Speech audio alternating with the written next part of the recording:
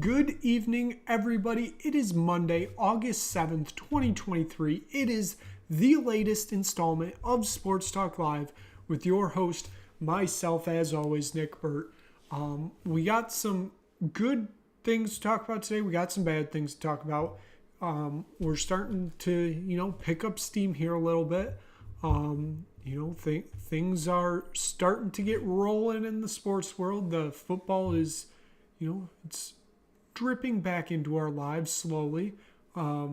Same with European soccer. I won't just say soccer in general because soccer never ends. If you ask me, you can always find some sort of soccer league going on somewhere in the world 365 days out of the year. So European soccer slowly trickling back. Speaking of European soccer, a big announcement for this channel. We will be debuting a new show on Wednesday called Back of the Net, Goals, News, and Nonsense. It's basically just going to be me doing kind of like quick kick around the pitch, except in a longer form. First episode will be on Wednesday. It's not going to be a live show. It's going to be pre-recorded and put up on the channel. It's probably going to be around 30 to 45 minutes is the aim. First episode will be my Premier League preview. So, if you technically want to consider the first episode of this whole series, my EFL preview, technically you could. That was a dry run. So, look out for that come probably Wednesday evening, somewhere around there. I'm not sure yet. But yeah, looking forward to that. Hopefully you are ready for some Premier League action coming down the pipeline. So let's get into this. We are on the football topic, so we might as well hit the Women's World Cup because we are almost done with the round of 16. There are 2 matches tomorrow morning. But the other matches are completed, so we will take a look at what the bracket looks like right now. We've had some interesting results, to say the least, to getting us here. We'll start with Spain defeating Switzerland 5-1. I know I said on Friday, Spain, they're an on and off squad. They can look amazing one day and then look like they can lose the next. Defeating Switzerland 5-1 really sends a message, though. The Netherlands defeat South Africa 2-0. No real surprise there. So Spain and the Netherlands will face off in the quarterfinals. Quarterfinal 1, that should be an absolutely outstanding game. Japan defeat Norway 3-1. I necessarily didn't expect Japan to win by a 2-goal margin. This really more felt like a maybe 1-0, 2-1 victory for Japan, but they go out and win 3-1. I still think that they are one of the favorites right now to win this tournament. And I think that they still have a really good shot at least of making the final. The big news coming out of this World Cup, it's definitely talking point on these shores, is Sweden defeating the United States 5-4 on penalties. It was a 0-0 draw. Sweden advanced on penalties 5-4. Obviously, the three-peat will not be happening. The U.S. fall. There's been a lot of talk about that. We'll probably get into that in a few moments, but Sweden move on. They'll face off against Japan in what should just be an absolute heavyweight battle between those two nations. Then we had this morning, Australia defeated Denmark 2-0. The hosts move on to the quarterfinal. I thought Denmark was going to win this game, so I was quite surprised to see Australia go through. Whoever they will face, either France or Morocco, we'll find that out tomorrow. Should be an enticing game. England advance on penalties. Their game was also a 0-0 draw. They win 4-2. The main talking point coming out of this game, Lauren James gets a red card in the 88th minute for stomping on a Nigerian player. Could possibly rule her out the rest of the tournament, depending on what FIFA decides. It's an automatic 1-game suspension, so she will be out for whoever they face between Colombia and Jamaica.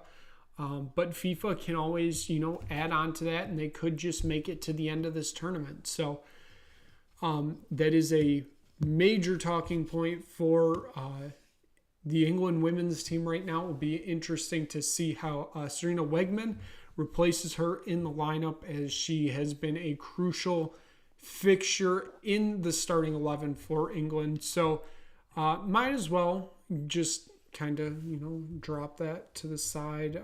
We can just discuss more, but, you can see my face now, basically.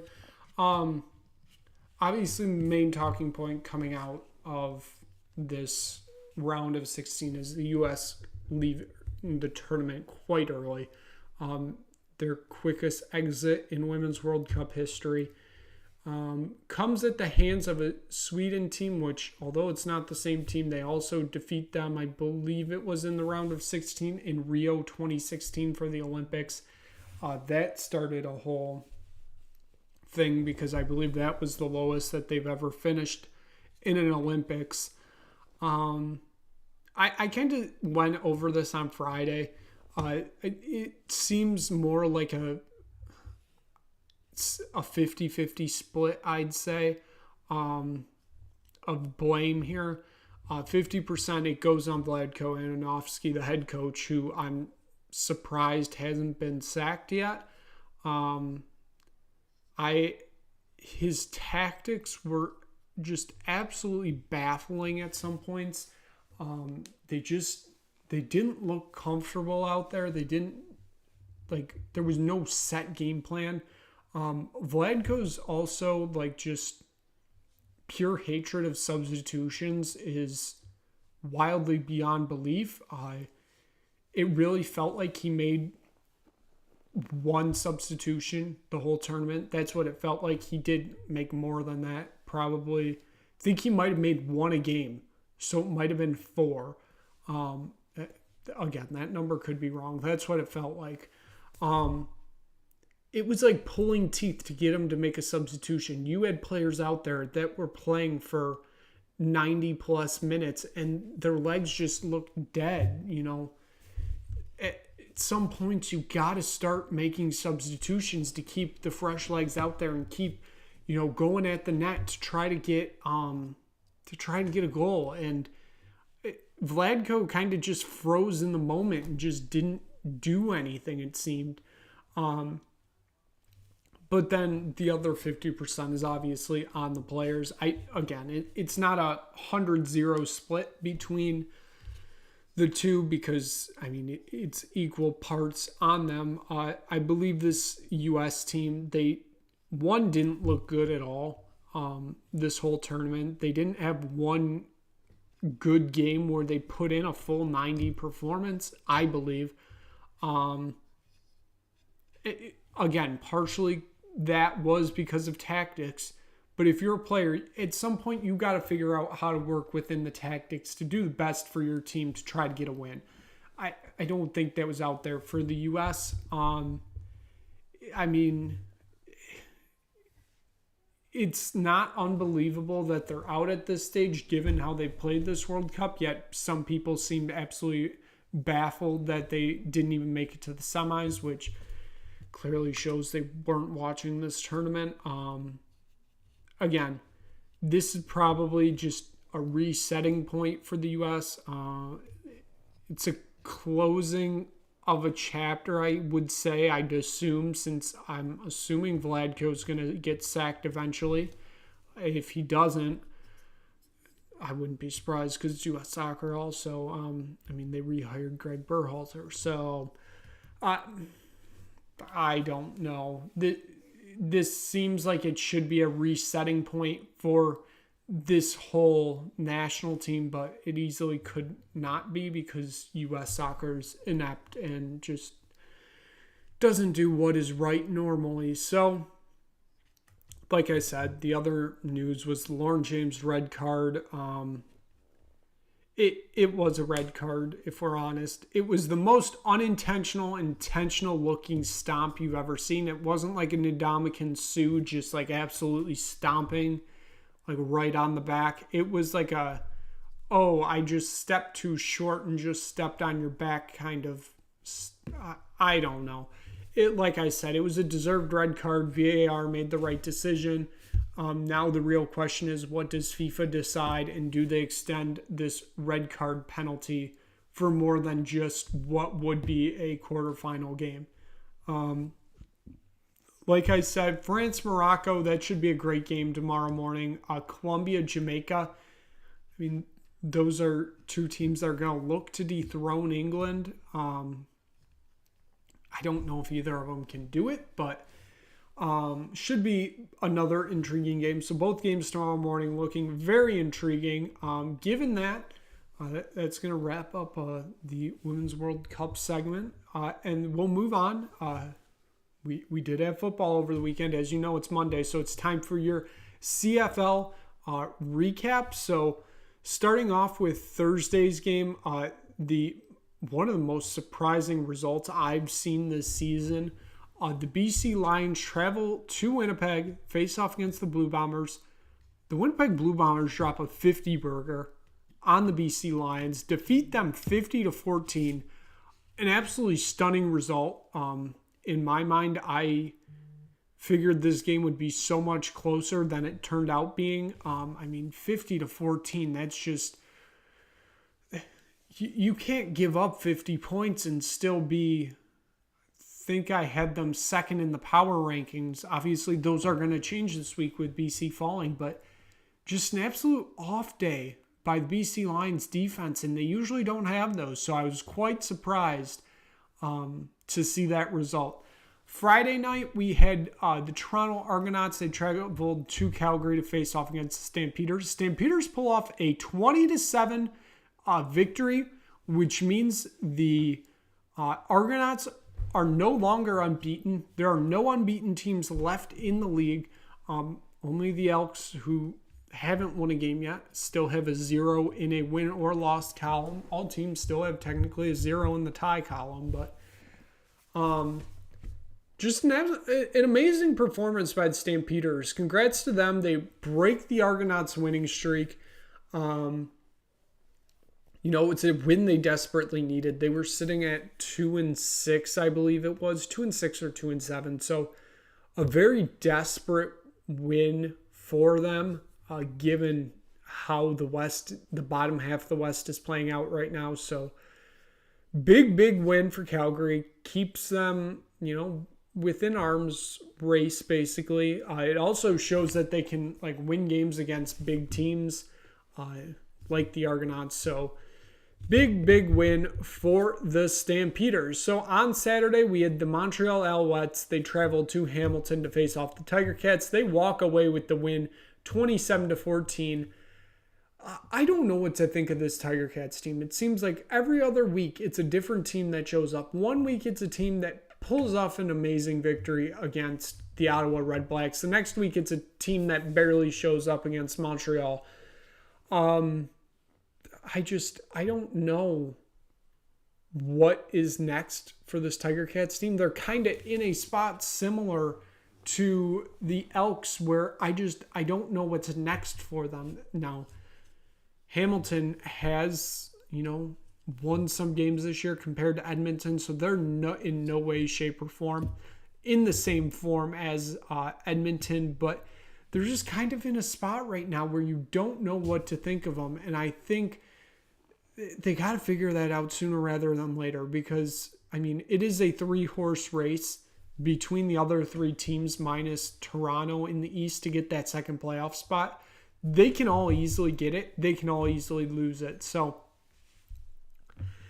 it's going to be quite interesting to see how this plays out as we move into, the fall months and see how the standings move around.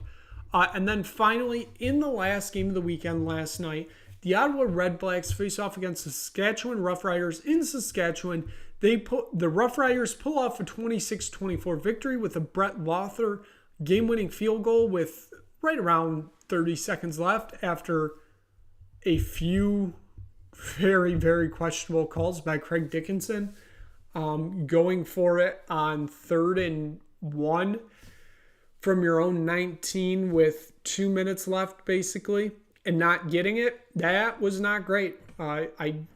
I don't know what he was thinking in that situation. It's on your own 19. At that point, you punt the ball, so Ottawa has to go down the field instead of already being in the red zone. But Craig Dickinson had other ideas, I guess. So what can you say? The Rough Riders pull off the victory and get the win, which, keeps them within shouting distance of the top 2, but also given that Calgary also won, keeps their gap the same with the win also. So given that, I want to move south of the border before we wrap up here, south of the border of Canada, so here in the U.S.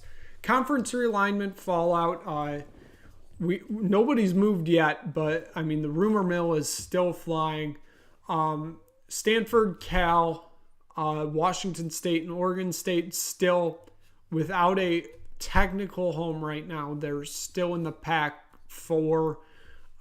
There's still talks about a potential merger with the Mountain West. It sounds like Stanford and Cal are not thrilled with that idea, and they will not be a part of that if that happens. So that becomes a major problem for Oregon State and Washington State, given that it just seems nobody wants them. The Big 12 has already said they're done. They're not going to 18. The Big 10's not taking them because they don't take, just random schools, and they don't bring any money. And I don't think the Big 10 wants to go past 20 until the ACC falls apart, which is what we're getting into right now. Now, rumors are starting to float around that Clemson and Florida State have possibly found a way out of this grant of rights deal, and their next destination may be the SEC. It's going to be quite interesting if that happens, because if that grant of rights deal falls apart, then it's going to start being calling cards, I think, for the ACC. Because if they can get out of that, I think anybody can get out of it. Then you're going to start seeing teams like Miami, North Carolina, Virginia, probably Louisville, Pitt maybe, all are going to try to start finding other homes. And I think, North Carolina, Miami, and Virginia can most likely easily find a home in the Big 10. Louisville, Pitt, maybe Syracuse, that feels more like a Big 12. Then, of course, you have Clemson and Florida State, which seem like it's going to be SEC. Then the question happens, what happens with the rest of the schools? Who knows? It just becomes a jumbled mess. You might be saying, well, you didn't mention Duke. Duke's in an interesting situation. I don't know what they do. I feel like they could go to either the Big 10 or the SEC, but I don't know if that's something they're interested in. Personally, my biggest hope out of this it's not going to happen, but I would like to see teams like, from the ACC, I'd like to see Pitt, Georgia Tech, Duke, Boston College, Syracuse. I guess throw in Louisville maybe. That they could shoot a 6. Maybe one other team like a Virginia Tech maybe get you to 7. I'd like to see them, and some of them, half of them, rejoin or join the Big East. I know it's a basketball conference, and I know you're going to say, what can they do with the football? I mean, if that happens, the Big East has to reopen that football branch. And I think that, yes, that would be technically great for the sport, but it's not something the Big East is going to want to do. I can tell you that for sure. They've already tried that. They've seen it picked apart by the TV networks, as we're seeing the Pac-12 get killed right now. We saw the same thing happen to the Big East 10 years ago. Actually, 12 years ago. Wow.